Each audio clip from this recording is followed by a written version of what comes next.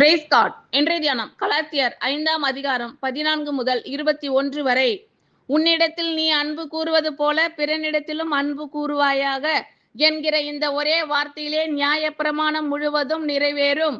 நீங்கள் ஒருவரை ஒருவர் கடித்து பட்சித்தீர்கள், ஆனால் அழிவீர்கள். அப்படி ஒருவரால் ஒருவர் அழிக்கப்படாதபடிக்கு எச்சரிக்கையாய் இருங்கள். பின்னும் நான் சொல்லுகிறது என்னவென்றால், ஆவிக்கேற்றபடி நடந்து கொள்ளுங்கள், அப்பொழுது மாம்ச இச்சையை நிறைவேற்றாதிருப்பீர்கள். மாம்சம் ஆவிக்கு விரோதமாகவும் ஆவி மாம்சத்துக்கு விரோதமாகவும் இச்சிக்கிறது.